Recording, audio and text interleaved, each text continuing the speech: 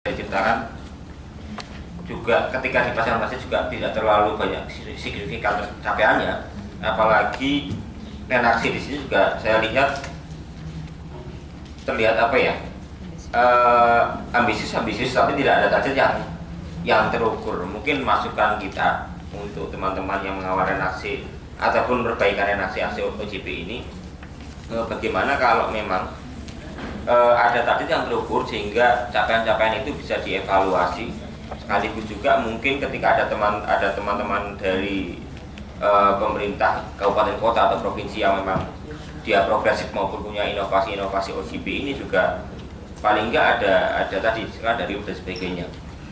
Terus yang kedua juga mungkin saya yakin karena reaksinya cukup banyak dan cukup luas, dan teman-teman di sini juga mungkin dia tidak bisa semuanya total menggeluti kelompok komitmen yang ada di redaksi ini. Mungkin perlu pembagian tugas nantinya di wilayah mana dan kerja untuk apa, yang nanti dijadikan satu kesatuan aksi bersama yang menjadi paling tidak daya ungkit tadi bisa semakin teraplikasi, dan paling enggak bisa mendorong teman-teman di eksekutif maupun legislatif untuk lebih memikirkan maupun melakukan strategi percepatan terhadap aksi OJP ini. Mungkin itu. Terima kasih. Masih mungkin satu lagi tanya. Mas. Oh, silakan. Terima kasih. Perkenalkan, saya Yose Hendra dari Haji Padang. Mungkin nggak tahu Maaf, apakah bisa berdiri Mas biar Oke. bisa melihat. Udah ya. Dengan Padang. Karena mungkin saya mungkin satu-satu jurnalis ya, sama halnya dengan ibu serta saya di Padang, di Medan dulu. Mungkin dari beberapa pembicaraan yang terdahulu saya melihat OJP memang benar ini belum membumi gitu. Artinya ada keterputusan di sini gitu. Dan sebetulnya saya sepakat dengan misalnya dengan Mas Danang bahwasanya OJP ini sebetulnya hanya istilah baru gitu. Tapi sebetulnya telah dilakukan oleh kawan-kawan CSO mungkin sudah lama gitu. Ini kan isunya soal akuntabilitas, keterbukaan dan lain gitu. Nah, saya coba melihat dari sisi sisi jurnalistik gitu, artinya sisi pers. Di sini keterlibatan media ataupun orang-orang yang bekerja di media belum seberapa gitu. Artinya untuk bagaimana CSO ini mengaktifkan pemerintah, sekali lagi pasif gitu ya. Artinya pemerintah itu lebih aktif gitu dengan yang namanya OJP. Itu perlu ketukan dari media gitu. Nah, kita bisa nyasarnya mungkin dengan memberi pembekalan kepada para jurnalis. Karena sepengetahuan saya, itu masih banyak jurnalis yang buta, yang tidak tahu dengan namanya OJP ini. Padahal mereka sebetulnya sudah sering meliput isu-isu yang berkaitan dengan akuntabilitas, transparansi, soal keterbukaan gitu. Itu pertama, artinya perlibatan jurnalis harus lebih banyak gitu. Mungkin dalam bentuk pelatihan, dan muaranya jurnalis didorong untuk melakukan investigasi atau menulis kisah-kisah sukses kepala daerah yang telah menjalankan keterbukaan atau transparansi gitu. Nah, yang kedua adalah soal Undang-Undang Nomor 14. Kita sendiri sebetulnya jurnalis itu kan sudah dibekali senjata untuk meminta data-data yang sifatnya dibutuhkan untuk berita atau untuk melakukan tugas jurnalistik. Itu seringkali malah itu ditolak gitu. Mereka sebetulnya tahu ada undang-undang itu, tapi tetap saja itu sangat sulit gitu. Walaupun kita telah mengatakan bahwasanya ada undang-undang loh, ada ini loh, ternyata pemerintah masih aja bersikukuh bahwasanya mereka tidak bisa membeberkan data ini, data itu, dan lain-lain gitu. Artinya di sini, kalau undang-undang ternyata belum bisa mendorong pemerintah lebih terbuka, terutama soal distribusi akses data gitu. data yang berkaitan dengan publik gitu. Nah, jadi untuk bagaimana pemerintah sampai level bawah ya, karena kita bicara sampai level bawah timang bumi. Artinya di sini mungkin juga perlu didorong. Sebetulnya juga telah kita bicarakan di media yang lalu ya, semacam reward atau pelabelan gitu. Bahwasanya pemerintah ini telah melakukan transparansi. Mungkin kita memberikan semacam anugerah dan lain-lain gitu. Mungkin itu yang bisa saya tambahkan. Terima kasih. Cukup ya, kita ada 2 penanya tadi. Saya pikir poinnya para narasumber sudah tahu bagaimana tadi tawaran soal keterlibatan media. Kemudian mungkin kita harus berpikir juga bagaimana mengemas isu OJP biar media juga tertarik gitu ya. OJP, OGP atau apa namanya gitu. Orang kadang-kadang suka bingung juga. OGP ini kepanjangan apa? Jangan-jangan emang gue pikirin gitu. OGP. Nah, ini kita harus mungkin membahasakan yang lebih mengena apa sih? Apakah bahasanya pemerintah yang terbuka atau apa? Silakan Mbak, saya mulai dari sini. Aduh, terima kasih. Sebenarnya nggak ada kata lain ya untuk 2 tanggapan tadi, bahwa kita sepakat dengan apa yang disampaikan barusan, bahwa ketika kita bicara reaksi terkait dengan OJP harus melibatkan legislatif dan eksekutif, dan kita sepakat dengan itu. Melibatkan media kita juga sepakat dengan itu. Terus kemudian juga bagaimana kemudian target terkait dengan capaian-capaian yang disampaikan dalam reaksi untuk OJP juga harus terukur dan juga bisa dihitung atau dievaluasi. Nantinya juga kita sepakat. Cuman memang harus ada sesuatu hal yang lebih kami berharap ya ada sesuatu hal yang lebih bisa ini tuh continue gitu, ini tuh continue, terus kemudian mungkin reguler bahkan gitu, untuk bagaimana menilai apa yang sudah dilakukan terkait dengan capaian-capaian itu.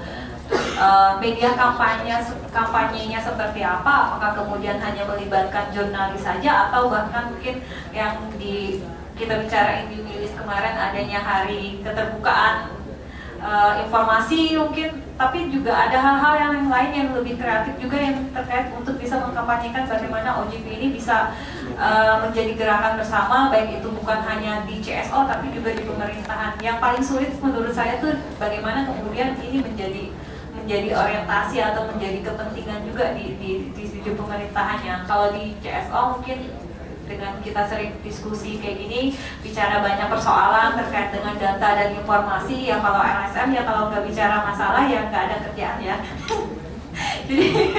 jadi kalau menurut saya kalau di tataran NGO atau kita CSO mungkin bicara bagaimana mendorong OJP mungkin bisa lebih cepat, tapi di tataran pemerintahan dengan birokrasi dan sistem politik yang ada di situ, saya pikir itu yang harus dicari celahnya, bagaimana kemudian menyatarakan posisi kita, bagaimana kita bisa bicara dan apa yang kita sampaikan itu juga diakomodir oleh mereka. Itu yang, karena kita tidak memiliki kekuatan untuk bisa intervensi mereka, itu yang menjadi kelemahan di kami ya, terutama di CSO.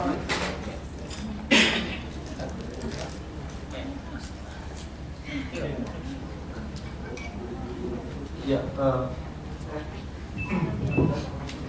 terkait dengan tanggapan tadi, saya sih berpikir memang lagi-lagi baik CSO ya maupun pemerintah sebenarnya sudah melakukan dalam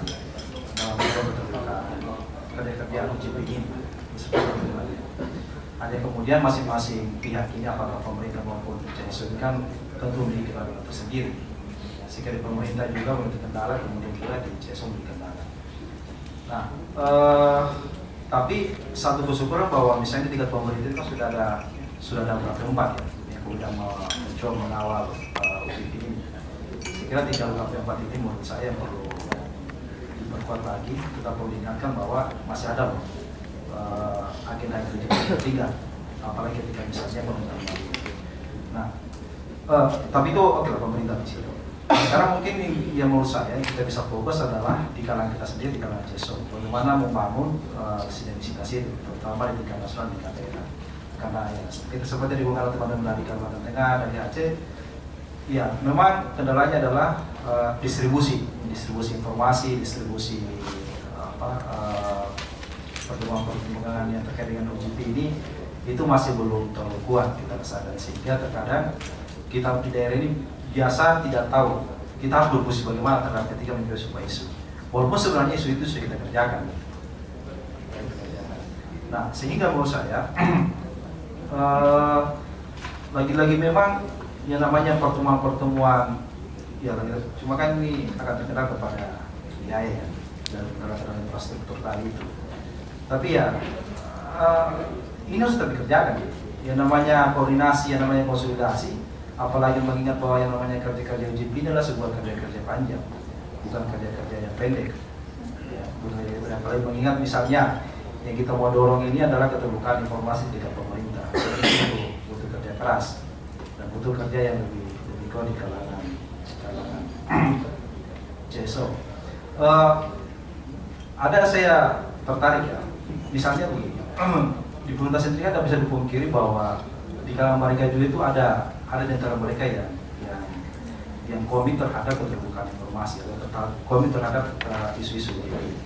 Misalnya kemarin di Makassar, kemarin sebelum berangkat ke sini, kami melakukan MOU dengan pemerintah Kota Makassar terkait dengan pemantauan pengadaan barang dan jasa. Jadi pemerintah Kota Makassar dan wali kota itu komitmen bahwa akan membuka semua informasi terkait dengan proyek pelelangan pengadaan barang jasa Makassar. Tapi itu tadi seperti dilansir oleh Bung Dadang ya, bahwa apakah misalnya ketika wali kota yang sudah berganti kemudian sistem perilaku seperti ini masih tetap ada? Tapi rasanya ya selama ini kita melihat ini kan terkait individunya, dia belum tersistemkan. Nah, sehingga menurut saya bisa ada seperti ini. Menurut saya itu kan namanya hukum kan dia memaksa orang untuk mengikut tersebut, mengikut terhadap hukum tersebut. Nah, bisa tak misalnya isu-isu UJP ini kemudian masuk ke dalam misalnya saja pikiran saya.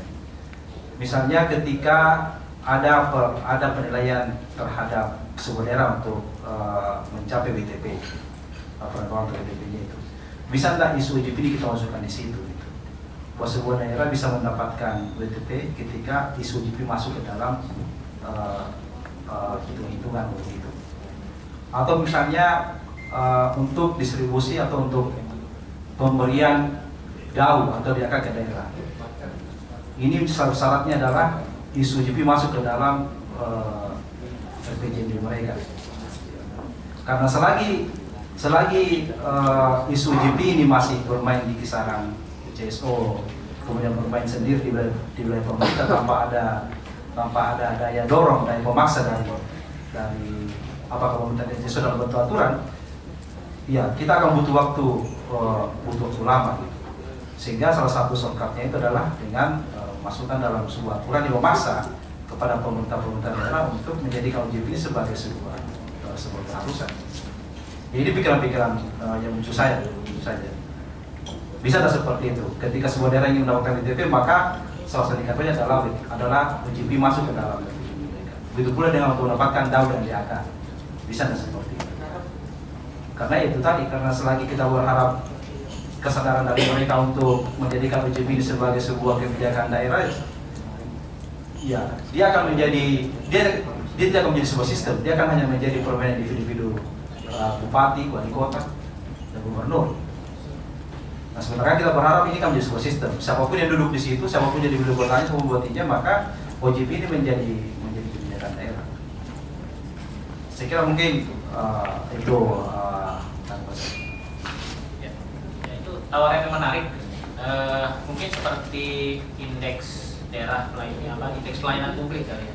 Daerah yang menerapkan pelayanan publik di assess tiap tahun, kemudian disampaikan mana daerah-daerah yang memang punya komitmen untuk memberikan pelayanan publik. Kalau nggak salah KPK secara rutin melakukan itu. Saya tidak tahu apakah ini bisa dilakukan, tapi menurut saya ini usulan yang menarik. Misalnya ada indeks pemerintahan yang terbuka, mungkin ada indikatornya apa kalau misalnya menerapkan UJP yang benar-benar baik. Nah, itu menurut saya tawaran, nanti bisa kita diskusikan di sesi kedua. Saya pikir masih ada waktu. Silakan Bung Askal. Menarik memang apa yang disampaikan oleh Bung Fuad tadi. Memang di awal pembagian tugas terkait dengan OJP itu sebenarnya sudah dilakukan, dan masing-masing kita fokus pada isu-isu yang sudah sebelumnya dilakukan, tapi masih dalam bentuk programatik sebenarnya. Misal kami itu di isu keterbukaan informasi itu kemudian disandingkan dengan kerja-kerjanya Pak Kiru dan yang lainnya. Masih sebatas pembagian komposisi unit kerjanya di tim inti.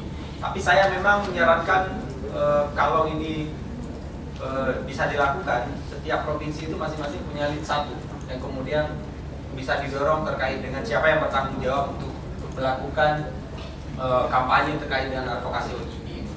Nah, di Banda Aceh itu dalam kerja yang kita lakukan dengan open data, karena kita contoh dengan data yang sudah dipublikasikan di data.id miliknya UKP 4. Nah, satu-satunya daerah yang sudah mereplikasi itu adalah pemerintah Kota Jakarta.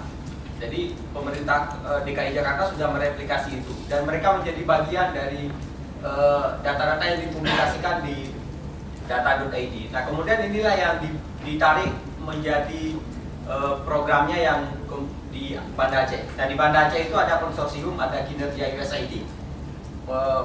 Bang Faisal itu adalah salah satu yang paling sering ke Banda Aceh yang mendorong itu sudah.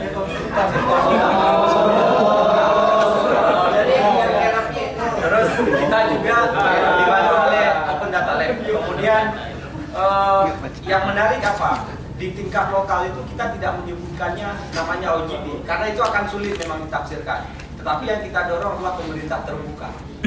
Jadi karena kuncinya di Kota Banda Aceh itu kami sebutkan bukan OGP-nya, tapi adalah pemerintah terbuka. Nah, kenapa kita hanya mengambil kata bahasa pemerintah terbuka? Karena itu adalah hal-hal replikasi yang sudah didorong jauh sebelumnya dari Undang-Undang 14 tahun 2008. Nah, di kita itu memang sebenarnya dalam konteks pembagian kerja-kerja di sana juga melibatkan kawan-kawan wartawan. Jadi wartawan itu dilibatkan secara penuh dari total 24 konsorsium yang di Kota Banda Aceh itu 6 diantaranya adalah kawan-kawan media. Dia berasal dari AJI, kemudian PWI dan juga media yang berasal dari TV. Nah, memang akan ada menarik, misalnya kawan-kawan media itu perlunya apa? Itu yang kemudian dikaitkan dengan kebutuhan yang sering dilakukan oleh kawan-kawan CSO. Dalam konteks yang sudah kita lalui sebenarnya memang akan ada perbedaan antara kebutuhan yang dibutuhkan oleh kawan-kawan media dengan yang dibutuhkan oleh kawan-kawan sipil. Saya ambil contoh seperti ini. Kalau di sipil itu butuhnya anggaran APBD secara lengkap. Kawan-kawan media hanya butuh angka yang bisa dipublikasi saja. Nah, untuk mendapatkan formulasi mana yang lebih efektif itulah kita berdiskusi panjang waktu itu. Tapi intinya kalau kami dari replikasi yang sudah ada memungkinkan kawan-kawan jurnalis itu diajak untuk bicara soal pemerintah terbuka. Karena seluruh data yang disajikan oleh pemerintah itu akan memudahkan jurnalis untuk menulis terkait dengan kebutuhan-kebutuhan yang berhubungan dengan publik. Kita baru mengambil satu contoh replikasi itu untuk sektor pendidikan. Dan hari ini juga sudah ada komitmen dari beberapa para pihak. Ada Dinas Kesehatan, kemudian ada PPID utamanya. Dan yang paling sangat kami apresiasikan adalah PDAM yang dulunya sangat tertutup mau mereplikasikan bahwa mereka mau terbuka. Nah, ini hal-hal yang menurut kami menjadi salah satu pintu masuk sebenarnya bagi kawan-kawan CSO untuk bisa mendorong. Tetapi kami memang sudah merubah konotasi OGT itu menjadi namanya pemerintah terbuka. Kenapa kita rubah? Biar lebih mudah saja. Jadi kalau kita bilang pemerintah terbuka maknanya apa? Di dalamnya itu ada kawan-kawan CSO yang kemudian mereplikasi bahwa ini bukan untuk menakuti-nakuti pemerintah, tetapi kata kuncinya adalah kalau pemerintah sudah terbuka, pasti pemerintah juga dianggap positif oleh publik. Jadi hal itu yang menjadi kata kunci bagi kita. Saya sepakat dengan Bang Fuad bahwa memang harus dibagi peran-perannya, kan tidak mungkin hanya tim inti atau beberapa orang saja yang terus berkampanye soal ini. Karena di replikasi di daerah-daerah lain juga sangat dibutuhkan. Begitu, Bang. Nanti kita memang sudah sepakat nanti akan ada bagi-bagi tugas, makanya rekomendasi dari Bali itu ada working group ya, ada working group dan bagaimana spesifik pembahasan nanti setelah sesi ini nanti akan dibagi-bagi. Dana mungkin bisa juga meng-highlight soal tadi sudah disinggung soal ormas ya, undang-undang ormas, kemudian undang-undang ITE, mungkin bagaimana setelah pilkada ini kembali ke DPRD, apakah ada pengaruhnya nanti buat gerakan teman-teman, karena nantinya mungkin kepala daerah tidak lagi berusaha untuk mengkampanyekan diri ke hadapan masyarakat, tapi cukup patuh saja ke DPRD. Apakah proyeksinya nanti itu akan memperkuat gerakan ini atau justru mereduksi gerakan ini? Itu saja. Selain yang nanti para bertanya. Gini, soal redaksi saya meletakkannya sebagai proses belajar ya, karena di balik itu semua sesungguhnya ada ketegangan-ketegangan, ada dialektika-dialektika yang terjadi. Misalnya bagaimana ketegangan UKP 4 dengan lembaga lain yang ada di tim OJP, misalnya dengan Bappenas, dengan Kemdagri, dengan Komisi Informasi Pusat gitu ya. Itu memang ada tension yang sebetulnya menurut saya itu bagian dari pembelajaran bagaimana kita membumikan dan lebih mengkonkretkan OJP. Di sisi yang lain ada juga persoalan diskursus antara Kortim dan non Kortim dalam menyusun redaksi. Kenapa dulu misalnya saya dan teman-teman Faisal dan yang lain membuat shadow report yang itu tidak dikenal dalam governance body-nya OJP? Karena sebetulnya itu upaya kita untuk menarik perhatian agar fokus dong. Kalau mau bikin redaksi jangan ambisius, tapi fokus apa yang mau kita selesaikan sebetulnya. Nah, konfirmasi itu kemudian saya dapat. Nanti mungkin Ilham atau Uki bisa menambahkan. Di level global itu ada yang namanya OJP Support Unit. Nah, OJP Support Unit ini adalah satu unit kecil yang sebetulnya mensupport semaksimal mungkin agar OJP ini berjalan. Tapi ada dua hal menurut saya yang menarik dari statement teman-teman waktu kita kemarin ketemu di Den Haag. Pertama, OJP ini bukanlah klub yang setiap tahun harus bertambah anggotanya. This is not club. Jadi menurut saya, buat apa kita 65 anggota negara? Buat apa kita terus bertambah sampai 100 misalnya? Bukan itu tujuannya OJP. Itu satu. Yang kedua, menurut analisa kawan-kawan di sana, di sekian 60 berapa sekarang? 65 negara anggota OJP, itu redaksinya terbagi menjadi dua. Satu kategori redaksi yang dikatakan ambisius, satu kategori redaksi yang potensial transformasi. Nah, sayangnya Indonesia itu masuk ke dalam kategori yang ambisius. Nah, menurut saya ini adalah wahana kita untuk merefleksikan bersama-sama bagaimana caranya agar kekuatan CSO itu bisa mempengaruhi perumusan redaksi yang lebih transformatif. Nah, di situ maka kemudian kita akan bicara soal governing body. Apakah cukup dengan Kortim misalnya? Atau Kortim yang diperluas cukup? Bagaimana relasi Kortim dan non-Kortim? Bagaimana relasi antara teman-teman yang di base Jakarta dan non-Jakarta? Seterusnya. Ini juga PR kita bersama yang harus kita selesaikan secara bersama juga.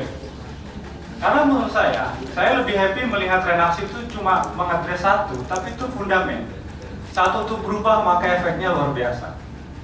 Misalnya mari kita sama-sama definisikan. Persoalan Republik ini harus diselesaikan dalam waktu singkat, misalnya adalah reformasi birokrasi atau partai politik akan lebih baik misalnya.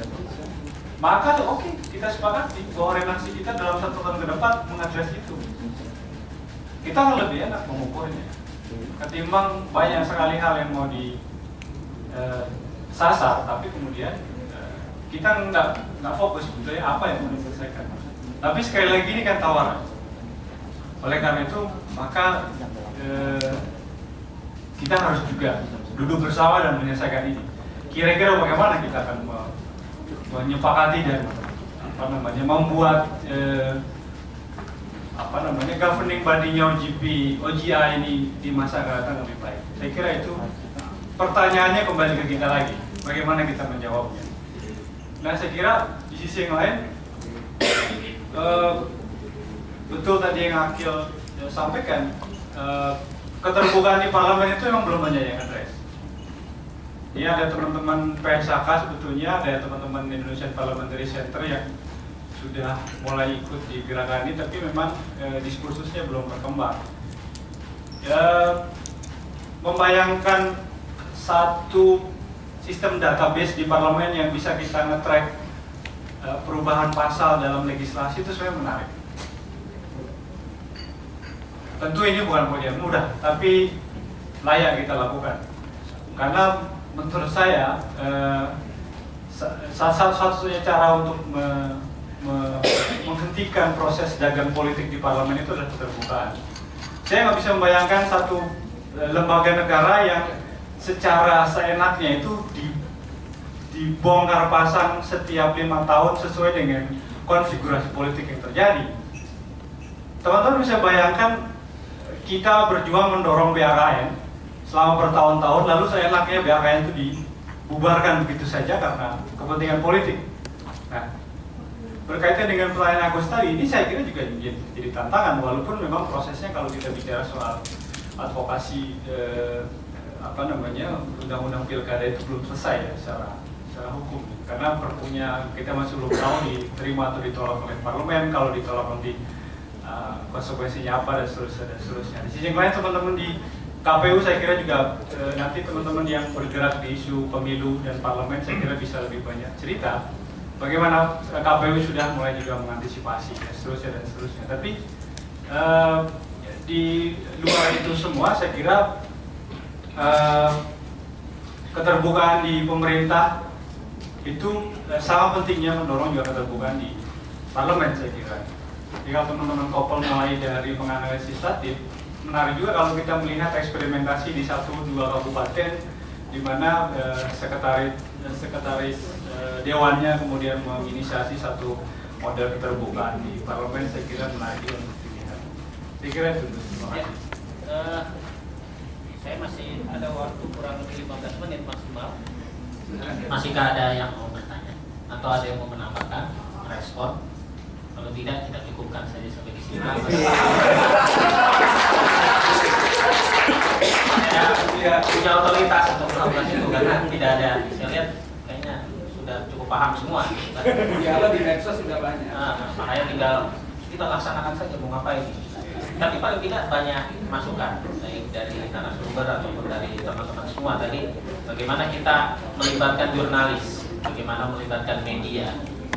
Saya tidak tahu apakah kita sudah ada yang melakukan mapping atau membuat framing terhadap isu OJP ini dalam 1 tahun berapa sih muncul di media, misalnya di media di tingkat nasional ataupun di tingkat lokal. Nanti akan kita lihat kalau di tingkat lokal di provinsi mana atau di kabupaten mana yang selalu muncul itu berarti strategi komunikasi atau strategi media di daerah itu CSO-nya cukup besar atau pemerintahnya juga bisa kita lihat mungkin itu juga cukup bagus gitu. Nah kalau teman-teman nanti bisa melakukan itu, kita bisa mengukur juga apakah ke depan kita harus perlu tingkatkan apa yang perlu kita kemas isunya biar bisa dilihat oleh media. Karena pada prinsipnya ini kan media menjadi salah satu sarana yang cukup efektif dan murah gitu. Kalau kita bisa meng-create-nya dengan baik juga, menyambung lidah kita ke masyarakat gitu. Nah kemudian yang kedua tadi tawaran dari Akil misalnya menempatkan isu OJP menjadi salah satu indikator untuk menilai apakah pemerintah di satu daerah itu cukup terbuka atau tidak gitu. Mungkin nanti kita bisa kerjasama dengan Komisi Informasi baik itu di tingkat daerah atau pusat, menempatkan OJP ini menjadi salah satu indikator mempercepat proses keterbukaan di daerah pemerintah yang lebih terbuka gitu. Nah yang lainnya cukup banyak, saya tadi mencatat cukup banyak di sini, saya malas membacakan lagi, jadi saya yakin teman-teman sudah mengingat. Ya, saya pikir itu kita cukup punya waktu 15 menit untuk dimasukkan ke sesi berikutnya. Jadi setelah ini Bung Faisal sama Ilham akan menjadi narasumber di depan kita ya. Bukan. Diskusi kelompok masih ditambah. Mohon maaf saya tadi saya nggak ikut rapat saya baca ternyata notulensi yang baca tahun sebelumnya. Oke, saya kembalikan ke pembawa acara. Baik.